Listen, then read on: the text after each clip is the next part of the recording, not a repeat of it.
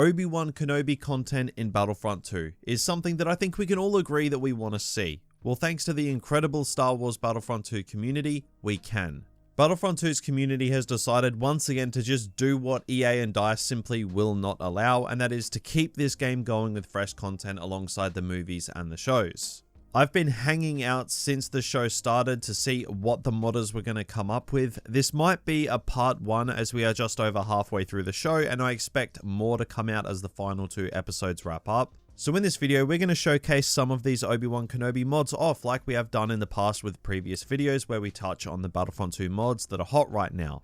As you guys seem to really love it when I just showcase mods, because I understand that a lot of you are on console, so you don't necessarily get to see a lot of these. And also toward the end of the video, I am going to give my quick thoughts on the Obi-Wan Kenobi TV show, because I've got a fair bit to say about that, and seeing as this is an Obi-Wan Kenobi centric video, I thought why not throw it in here. So make sure you stick around because, yeah, it might get a little bit heated. But before we dive into all of that good stuff, this video is once again brought to you by our friends over at OwnerSaber.com. Time is running out for their huge June special. They're dropping 4 100% off codes that can be used on any of their lightsabers. 2 codes each will be posted on their Instagram and YouTube channel. And to stop bots, they will of course be mixing fake codes and real codes in together, so no dodgy malakas can snap up the codes. Now, the codes will be posted on the 15th of June on their Instagram and YouTube channel, so make sure you go follow those. And if you do happen to win, you can DM OwnerSaber on Instagram for a shout out as well. And of course, they will be running 30% off all of their Xenopixel lightsaber range for the duration of this special, so if you just want to go pick yourself up a lightsaber, you can. But now, let's dive into the mods and then my quick thoughts on Obi-Wan Kenobi.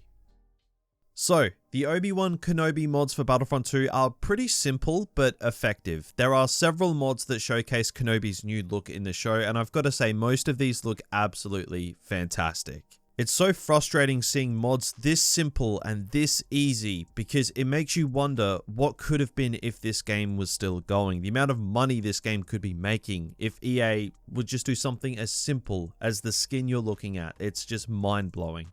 They also have new intros and outros for Obi-Wan in the game. It's a complete vibe in Battlefront 2 spawning in as your favorite hero and hearing their theme just blare. Like spawning in as Darth Maul and hearing Duel of the Fates, it's just never going to get old.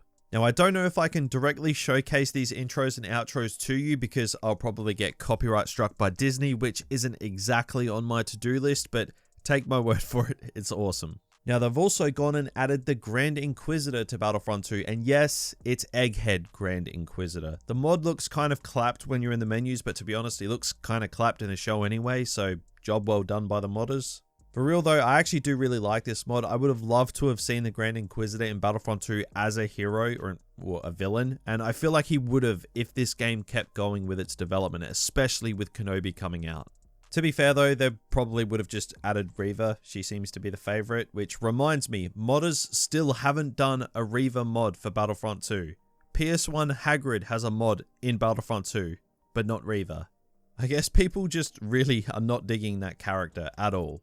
Now, they did also add the Rebels version of the Grand Inquisitor, and this one understandably looks just way better, but there is a Fifth Brother skin. It's an older version, but it checks out.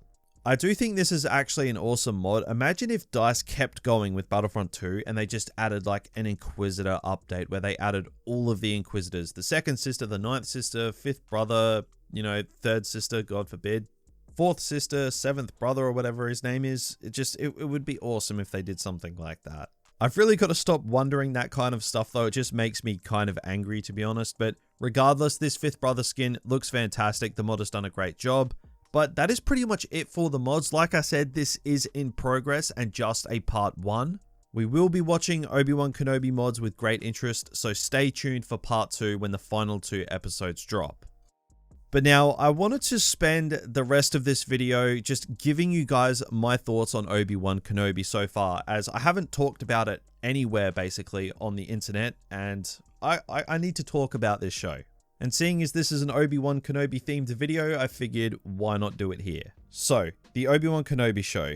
Now, I know a lot of people have issues with Reva, and I do as well, and I just want to make this very, very extremely clear. This has nothing to do with her race or her gender. I just don't like the character. I think she is really ruining a lot of the show. Not only is she a poor character, but she's taking away so much screen time from Obi-Wan and Vader. Like, I didn't sign up for this show to watch this new character try and be intimidating and deliver poor dialogue. And speaking of dialogue, I think the writer of this show is actually the real problem. Don't get me wrong, I do like this show overall, and I'll get to my positives in a second, but it is blatantly clear that the show's writer is not a Star Wars fan. And to my knowledge, when he was hired, he hadn't even seen Revenge of the Sith, which, if that's honestly true, one, I'm not surprised given the way the show has gone, and two, the clown who hired someone to write this show who hadn't seen Revenge of the Sith, what are you doing? Like, Vader would have snapped Reva's neck about 3 times in this show so far already if you actually knew who Vader was. It's out of character for Vader to let her live after everything she's done. And the breaking of canon when Reva literally said to Leia's face, Obi-Wan Kenobi. Like, dude, did the writers even try to keep canon intact? And I also think that Deborah Chow's direction has been very uninspired and flat. Like, she is capable of way better. She's proved that in The Mandalorian. So I think she's kind of dropping the ball on this one so far. And the chase sequences have been really bad.